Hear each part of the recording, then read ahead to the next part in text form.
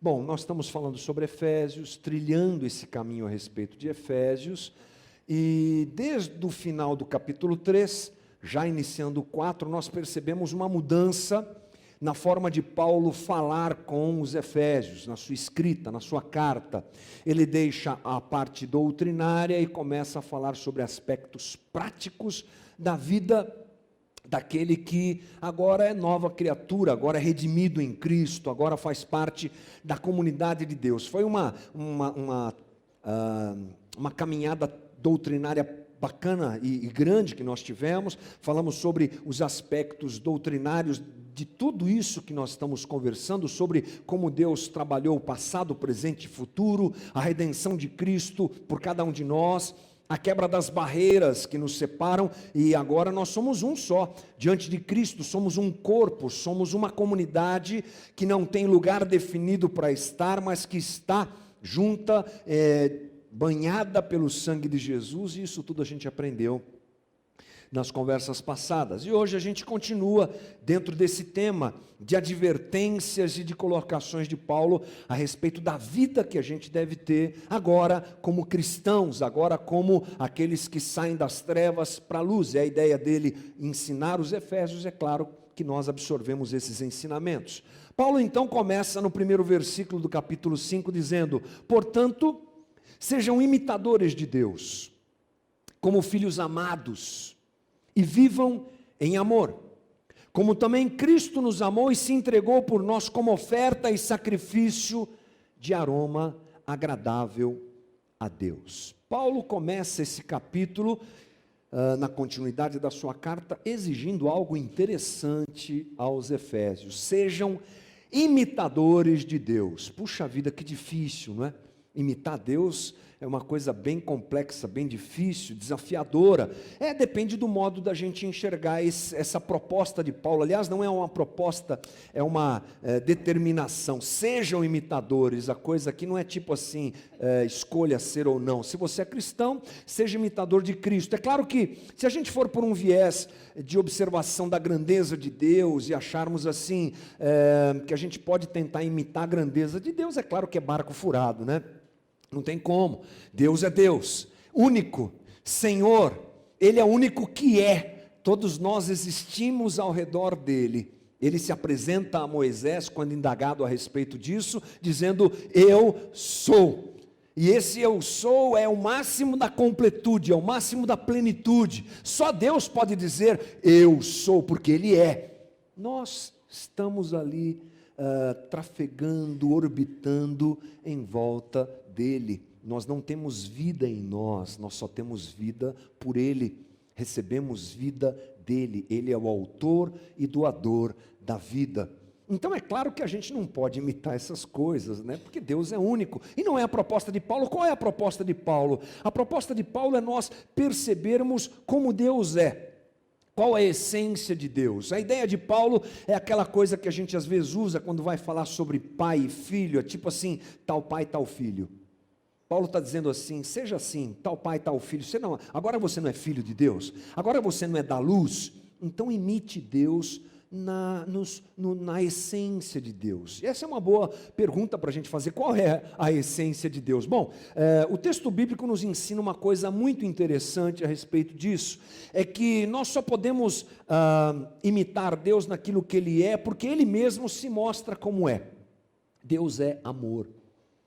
Só existem duas situações explícitas na Bíblia a respeito da essência de Deus. A primeira delas está lá em João capítulo 4, quando Jesus está conversando com a mulher samaritana, que ele diz o seguinte: Deus é espírito, e importa que os adoradores adorem a Deus em espírito e em verdade. Você se lembra disso? Isso é uma conversa esclarecedora demais que Jesus tem com a mulher samaritana.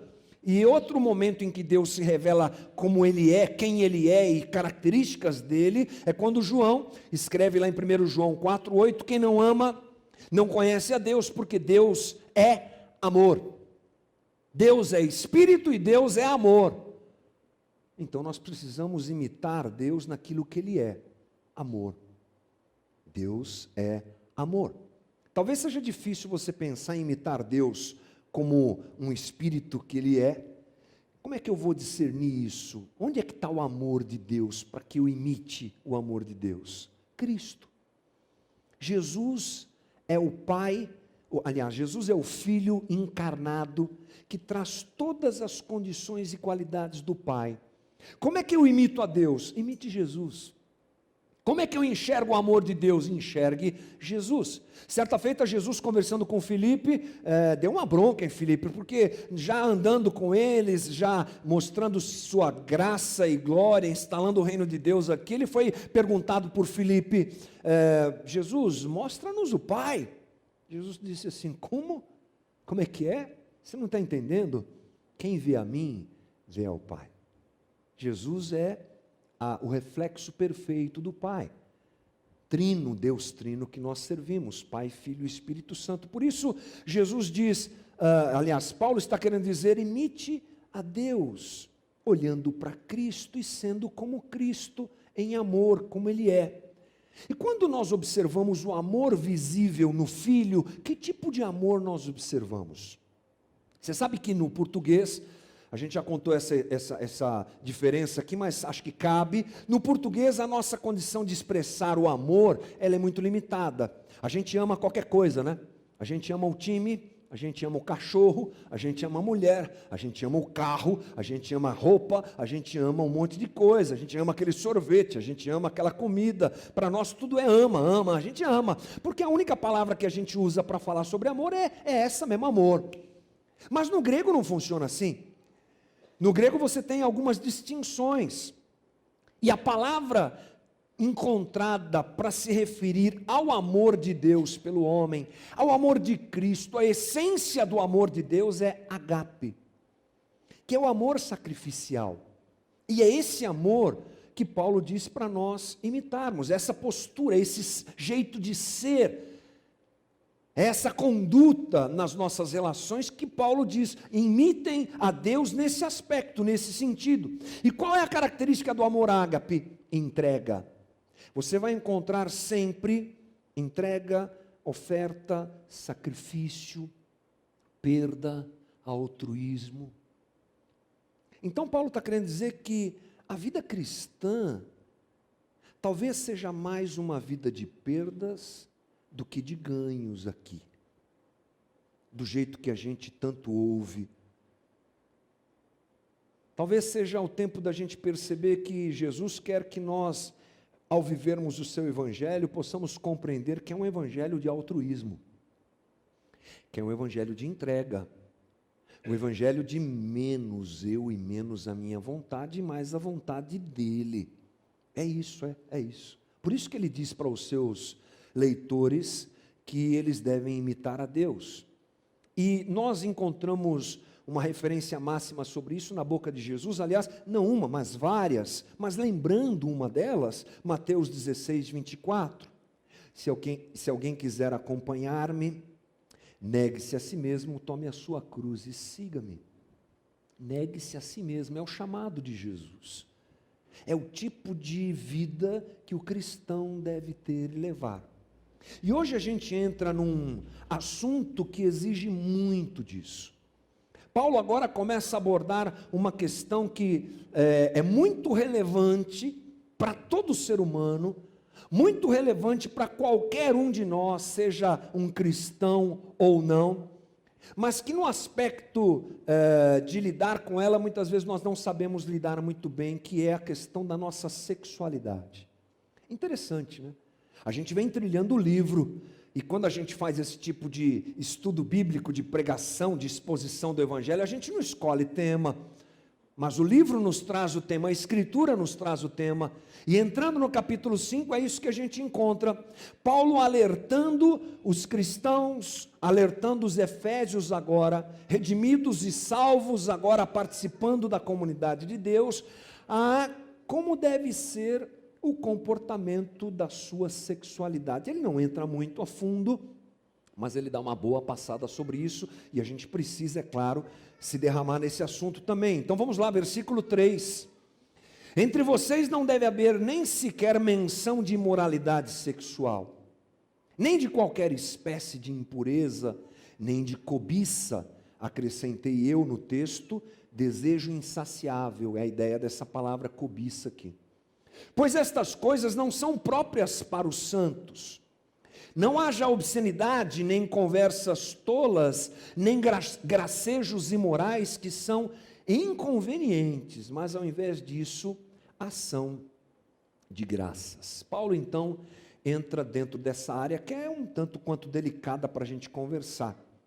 Interessante a gente começar a nossa conversa nos lembrando do que a gente falou um pouquinho semana passada, que o cristão, ele deve se despir do velho homem e vestir-se do novo homem. Você se lembra disso? A gente falou isso semana passada. E talvez a área da sexualidade seja uma das mais, aliás, seja também uma área, melhor dizendo, pela qual esse processo deve acontecer. Deve acontecer também esse processo de nós nos despirmos do velho homem e vestirmos as roupas do novo homem, também na nossa questão sexual, também nos assuntos da sexualidade. O termo usado por Paulo ali, cobiça, ele tem muito a ver com a questão da sexualidade. Por quê?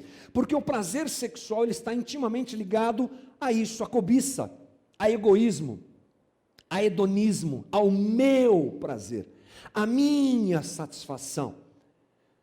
E essa é a ideia de Paulo ao corrigir, ao trazer esse tipo de direção e estabelecer coisas desse tipo nessa conversa dele com os Efésios. Olha, vocês estão mudando de vida, então mudem também a relação de vocês com essa questão. É bom a gente se lembrar que Deus ele estabelece a maneira correta do homem viver, e é sobre isso que a gente tem falado nas nossas conversas aqui sobre Efésios.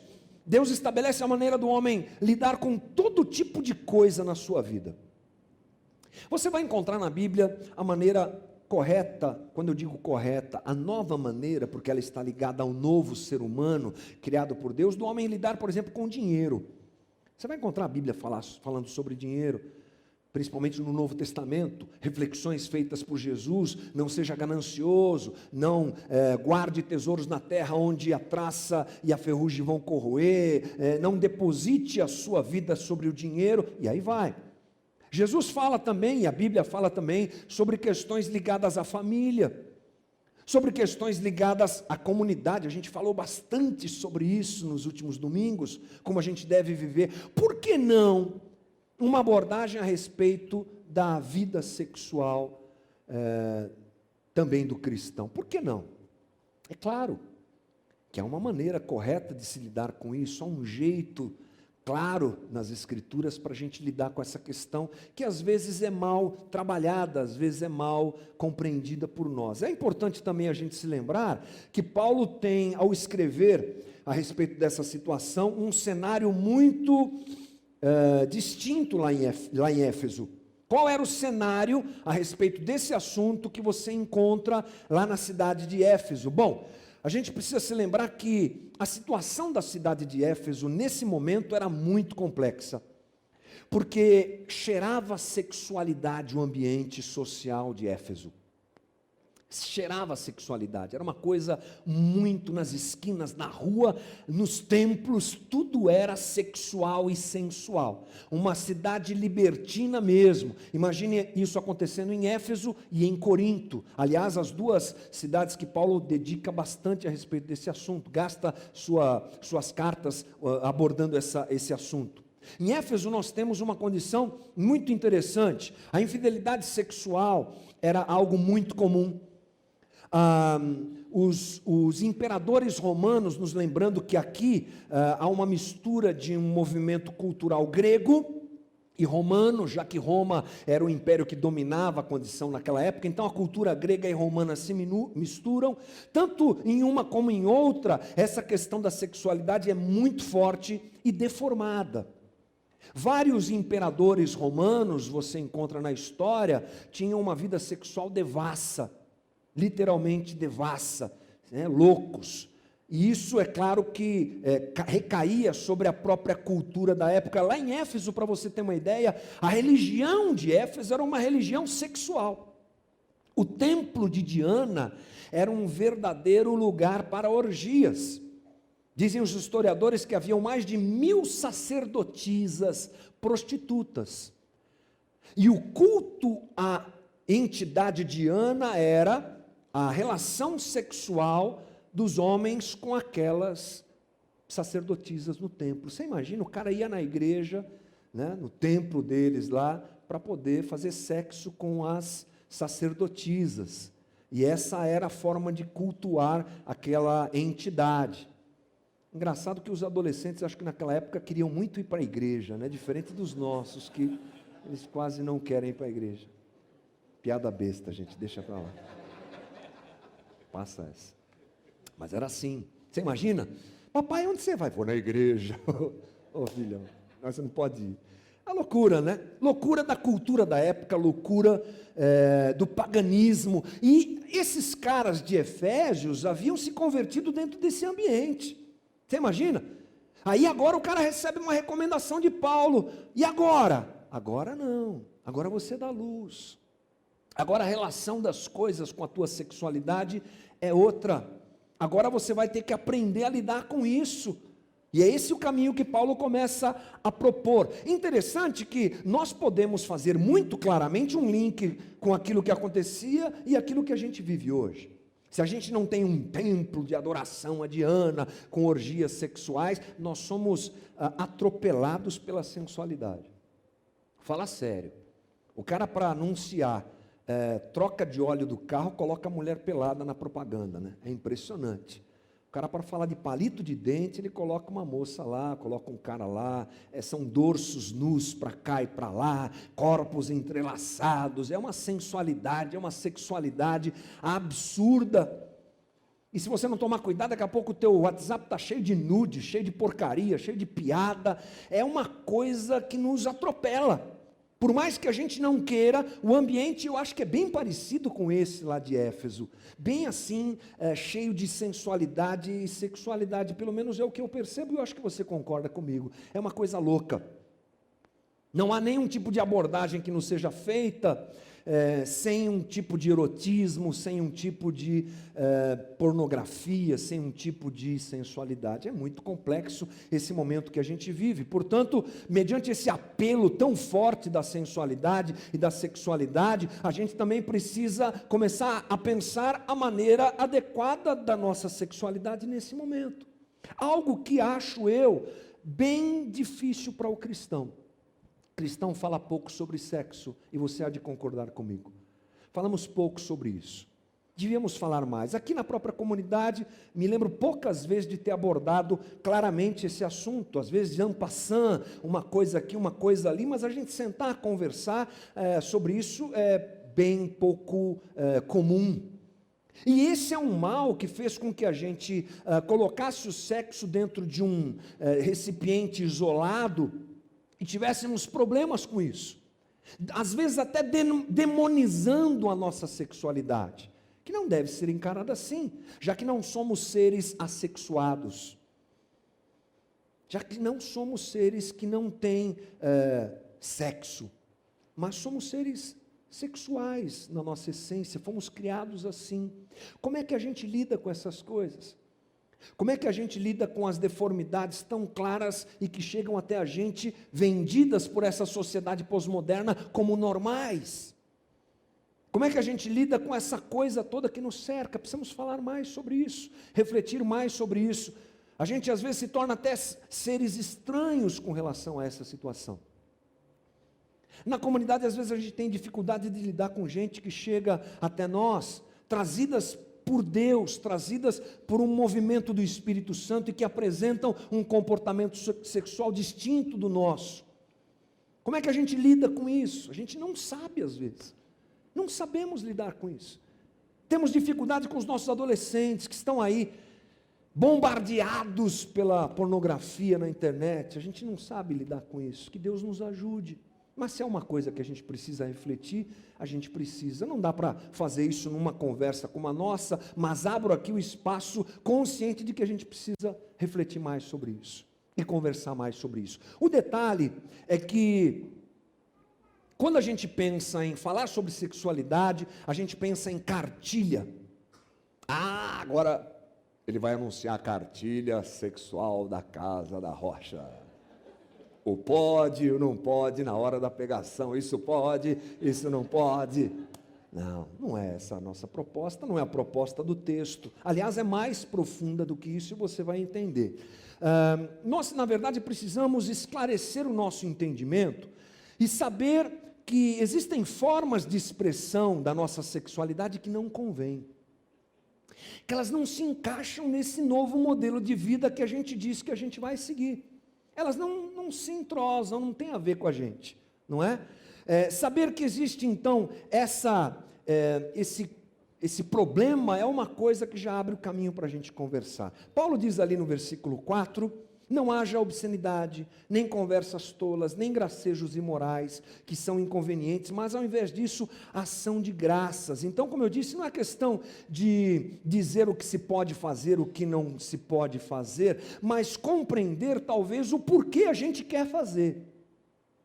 Quem vive na base do não faça isso e faça aquilo, vive com um pezinho na lei, no jeito da lei ser, e não foi transformado interiormente, não foi tocado na profundidade do seu ser para compreender que essa luta deve ser vivida por cada um de nós, na busca de nós fazermos aquilo que é a vontade de Deus para a nossa vida. Então a gente tem essa dificuldade. Talvez seja mais importante nós compreender por que nós queremos fazer algumas coisas e buscarmos uma adequação melhor a respeito disso. Pensando nesse porquê, vamos lá para os próximos versículos, né?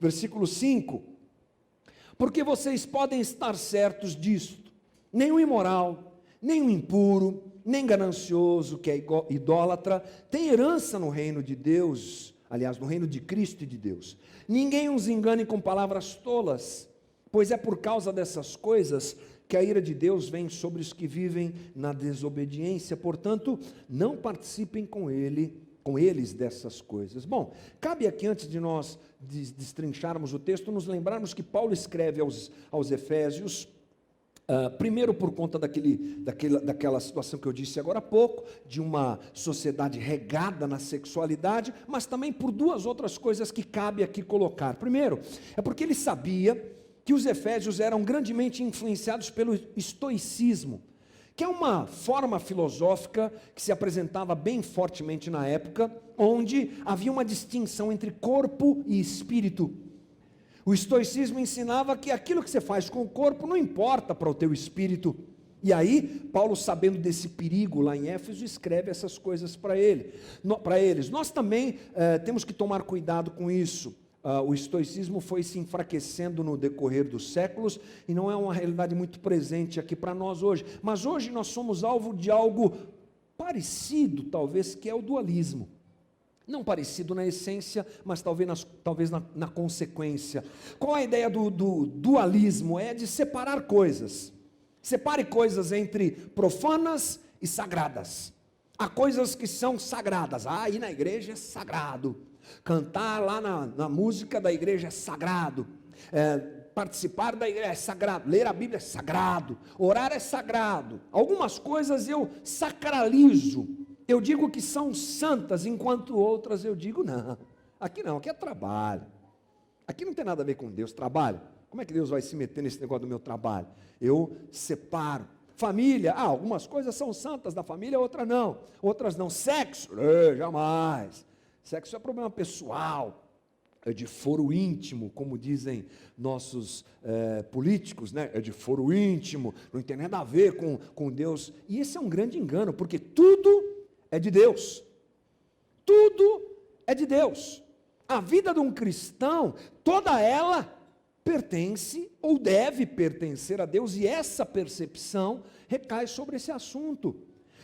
Francis Schaeffer, um teólogo bastante conhecido, dizia assim: Cristo é o Senhor de tudo, de cada aspecto da vida.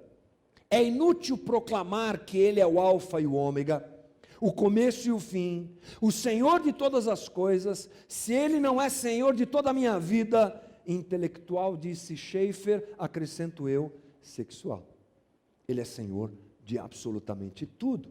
A segunda coisa que Paulo queria esclarecer para o pessoal em Éfeso é a respeito da graça e da libertinagem. Você deve se lembrar que nós estudamos Gálatas aqui, e num certo momento, vou ler aqui com você, versículo 13, capítulo 5 de Gálatas, diz assim: irmãos, vocês foram chamados para a liberdade, mas não usem a liberdade para dar ocasião à vontade da carne. Pelo contrário, sirvam uns aos outros mediante o amor. Bom, quando a gente compreende a graça, já é um passo maravilhoso, né?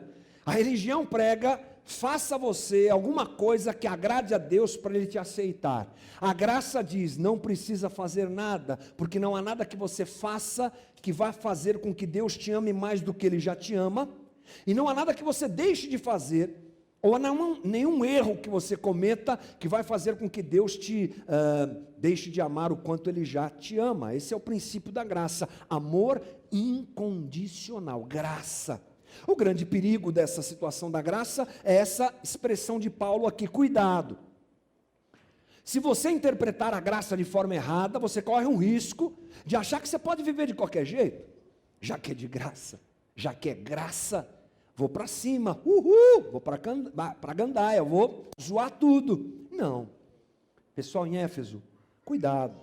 Vocês têm que ter um jeito cristão de viver, e uma conduta cristã até na sua sexualidade. Por isso, Paulo está dizendo, tenha alegria, tenha liberdade, mas aprenda que a liberdade do cristão muitas vezes também é dizer não. Antes eu não conseguia dizer não, porque era dominado pelo pecado, agora eu posso dizer não. Posto essas coisas, eu quero reavaliar esse trecho que nós lemos aqui com você, aliás, que lemos juntos aqui, porque é um trecho que tem já uma interpretação muito clara. Aliás, nós não lemos ainda, vamos ler agora, que diz assim: porque vocês podem estar certos, versículo 5, nenhum imoral, nem impuro, nem ganancioso, que é idólatra, tem herança no reino de Cristo e de Deus. Eu falei que nós não lemos, nós lemos sim. Ninguém os engane com palavras tolas, pois é por causa dessas coisas que a ira de Deus vem sobre os que vivem na desobediência, portanto não participem com eles dessas coisas. Bom, aqui algumas coisas me chamam a atenção. A primeira delas é que nós podemos estar certos de que Deus, Ele tem aversão a alguns comportamentos de sexualidade indevida. Isso está claro no texto, não é minha opinião. Está claro no texto, porque vocês podem estar certos disso. Há comportamentos que não convêm a um cristão.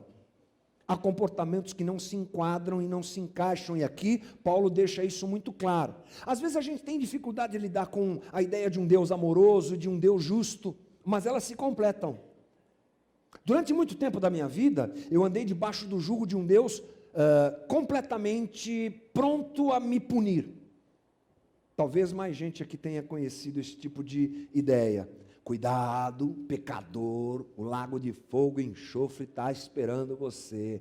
Ah, pecou, solta o jacaré, vai arrebentar com a tua vida. E a gente vai entendendo o texto bíblico e percebendo que Deus, Ele é amor. Dissemos isso agora, né? Deus é amor. Amor, Deus nos ama. Mas eu não posso desprezar o lado da justiça de Deus, que determina a nós uma caminhada, e que determina ao cristão um jeito de viver, e a gente tem que saber lidar com as consequências também, sabermos que elas existem, na nossa relação com Deus, na nossa relação com as pessoas, na nossa vida e na nossa caminhada. Portanto, eu não posso desprezar o fato de que aquele que persiste nessa prática, conhecendo Deus, tem que tomar cuidado, porque Deus é justo. Mas sobre a justiça de Deus que eu quero falar, porque quando a gente lê esse texto, a gente tem um pensamento já pré-programado, que é o seguinte: o idólatra, o imoral, aquele que não vive segundo os padrões de Deus, esse aí vai para o inferno. É a leitura que a gente faz do texto, até porque o texto nos diz que ele não vai ter herança no reino de Deus e de Cristo. Essa é uma interpretação escatológica e futura. Eu estou fazendo aqui, e vou levar minha vida de qualquer jeito aqui, E o preço vai chegar. O dia que Jesus voltar e ele sentar no tribunal, aquela história que você sabe muito bem, o negócio vai pegar e vai ser lago de fogo e enxofre, como disse aquela novela da Globo há um tempo atrás, é mármore do inferno e vai queimar todo mundo. Bom, pontos a colocar. Essa não é uma interpretação errada em toda, totalmente equivocada, não é. Os teólogos mais conservadores sempre vão para esse lado. Todos aqueles que eu consultei esse texto, eles nos apresentam essa ideia de um ajuste de contas futuro, em que aquele que desprezou os mandamentos de Deus vai se ver diante do Senhor e vai responder a essas questões. Portanto, não acho que nós devamos desprezar essa realidade escatológica e futura, mas eu acho que essa interpretação ela é assustadora. Ela fala de inferno. Ela traz essa ideia de um preço a pagar, de uma conta a ajustar. Ok, mas eu quero te apresentar uma outra interpretação, que a meu ver, é até mais assustadora ainda. Porque é a interpretação de que o reino de Deus, ele não virá. Ele já está. Porque ele já está aqui. Essa ideia de que a gente vai ajustar contas com Deus no futuro, não é de toda errada, como eu disse, mas ela é um perigo, porque a gente não percebe a graça e a ação de Deus agora, hoje. E você quer ver como a Bíblia é muito clara nesse aspecto a respeito da existência e da presença do reino já no nosso meio? Lucas 17, 20. Certa vez, tendo sido interrogado pelos fariseus sobre quando viria o reino de Deus, Jesus respondeu: o reino de Deus não vem de modo visível, nem se dirá, aqui está ele, ou lá está, porque o reino de Deus está entre vocês. Em algumas traduções ele diz, dentro de vocês, já está. Ele não virá, ele já está. Mateus 4,17, daí em diante Jesus começou a pregar, arrependam-se, pois o reino dos céus está próximo. A ideia dessa palavra próximo não é próximo que está chegando, é próximo porque está perto. Não é próximo porque vai chegar, é próximo porque já chegou. Então, Paulo está dizendo o seguinte: aquele que tem uma conduta na sua sexualidade em desacordo com aquilo que Deus prepara para o novo homem, ele corre um sério risco de não se relacionar com o reino de Deus e não ter parte e herança com o reino de Deus, que já chegou. Eu não sei o que é mais assustador, a ideia de uma punição futura ou a ausência de uma relação com Deus agora. Eu não sei o que é pior. Acho que é pior saber que eu vou viver nesses dias, agora, longe de uma relação com Deus. E o inferno dessa minha escolha vai se manifestar na minha vida também. Talvez a gente possa até entender nesse aspecto que o inferno já começa um pouco aqui. Por quê? Porque alguém que tem uma conduta sexual indevida ou em desacordo com aquilo que o texto nos ensina, que Deus nos ensina, dificilmente encontra a felicidade que se diz que se encontra. A gente conversando com gente, lidando com pessoas, aconselhando casais, tratando gente no gabinete pastoral que a gente fala, a gente encontra esse tipo de coisa, e observando a sociedade em que a gente vive, o que é que a gente encontra? Gente triste, gente doente, gente que se apega a um modelo de prática sexual em desacordo com a vontade de Deus, e está ferido, está machucado. Talvez uma das coisas que mais machuca uma pessoa nesse aspecto é não saber lidar com seus impulsos, com a sua sexualidade, em alguns casos com a homoafetividade. Como é que vive uma pessoa que tem esse conflito? Coisas que a gente pouco releva, pouco pensa, pouco conversa.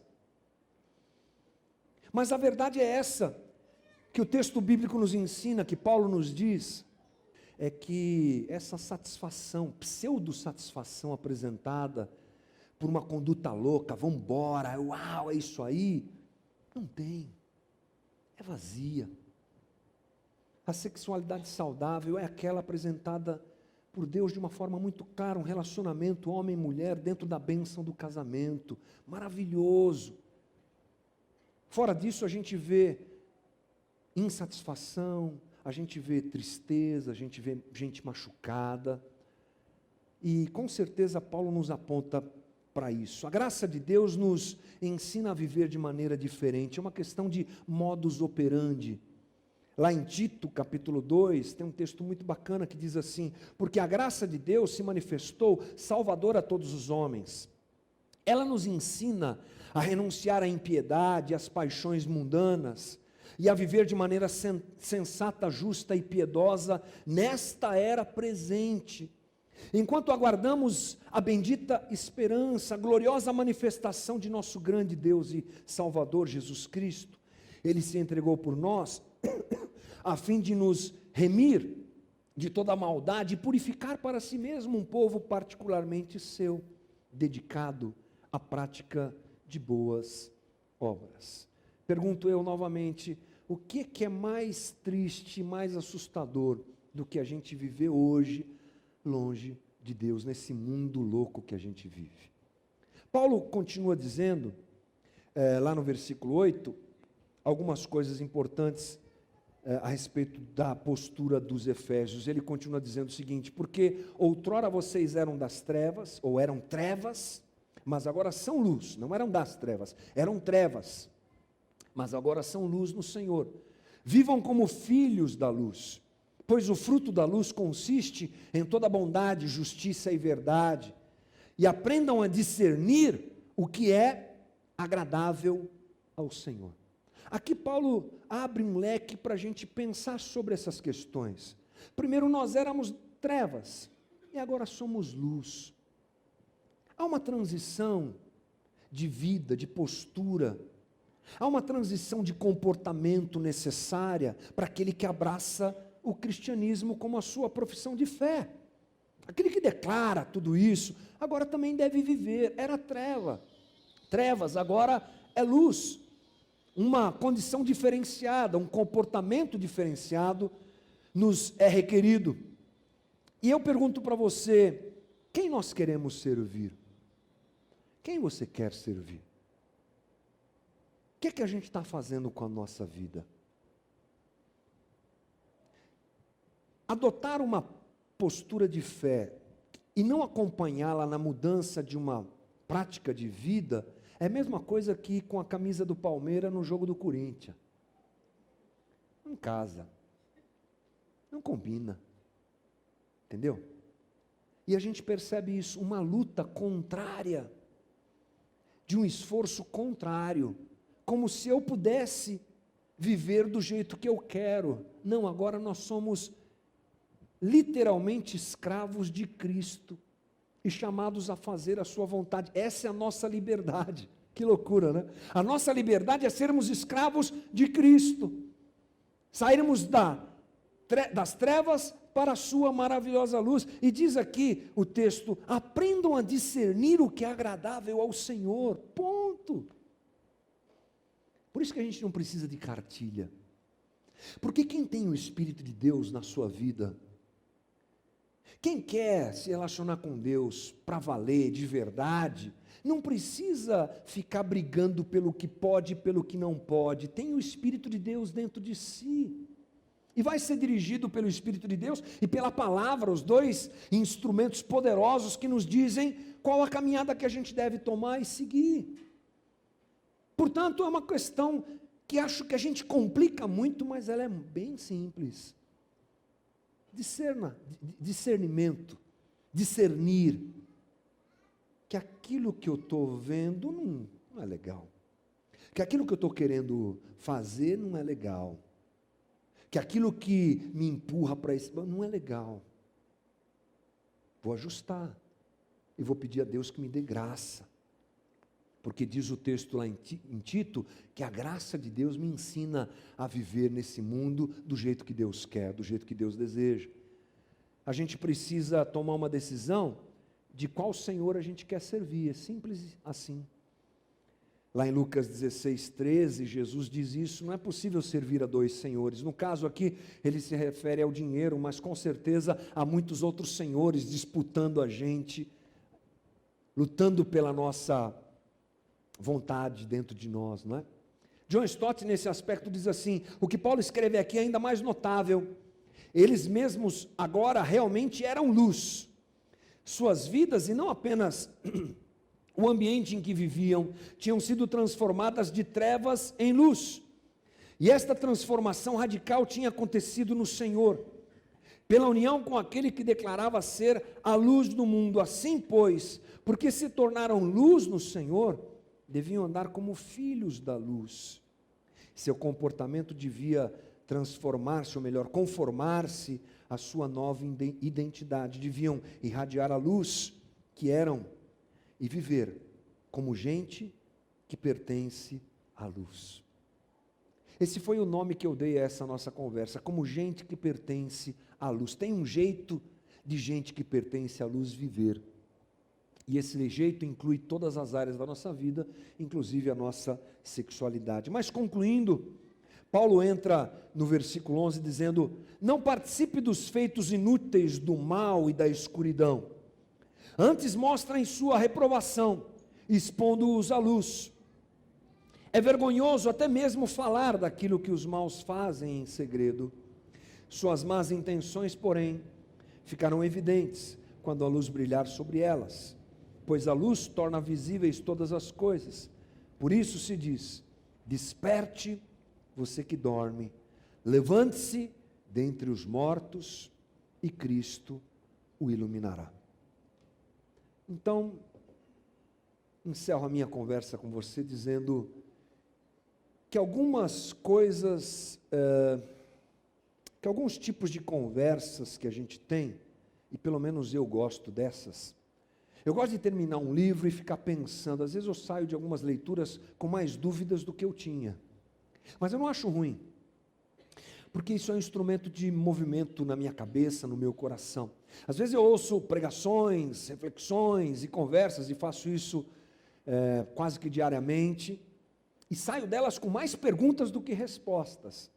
E talvez seja esse um momento de nós sairmos mais com perguntas do que com respostas, com análise a respeito da nossa vida, da nossa forma de encarar essa questão que é a nossa sexualidade, e de avaliarmos tudo isso, como é que a gente lida e mexe com tudo isso, já que é algo tão importante para todos nós. A minha oração é que cada um de nós se encontre dentro desse movimento do Espírito Santo de Deus de forma saudável. E aquele que tem necessidade de ajuda, procure ajuda. Às vezes algumas coisas são mais complicadas para uns do que para outros, né? Às vezes dizer não para alguém é mais fácil do que para outro, às vezes dizer sim é mais fácil do que para outro, ou seja, cada um de nós sabe onde o nosso calo aperta, né? Às vezes o teu sapato não me serve. Por isso a gente conversa aqui coletivamente, mas a ideia é que nós tenhamos um movimento individual, da ação de Deus no coração de cada um, e da ação de um para com o outro. Quando a gente não consegue se enquadrar uma situação como essa que foi colocada hoje, não é difícil a gente levantar a mão e falar assim: opa, dá para me ajudar? Estou em dúvida, não estou entendendo isso aqui, não estou conseguindo isso aqui. E que isso se espalhe por todas as áreas da nossa vida, inclusive da nossa sexualidade, que a gente se ajude a sermos uma comunidade de gente que não é perfeita. Paulo não está falando de perfeição. Paulo não está falando de raio que cai na cabeça da gente quando a gente erra, porque se fosse assim, estávamos todos perdidos mesmo. Mas ele está falando assim: busquem isso, com o coração e com a vida de vocês. No meio dessa sociedade pervertida, vocês aí em Efésios, ele escreve isso há 2000 anos atrás, e isso se reflete sobre nós. Olha vocês aí, guarulhenses, 2018 Brasil, no meio dessa bagunça que vocês vivem aí, adequem tudo à vontade de Deus, inclusive a sexualidade de vocês, e que Deus nos ajude em nome de Jesus. Quero te convidar a ficar de pé comigo para a gente orar.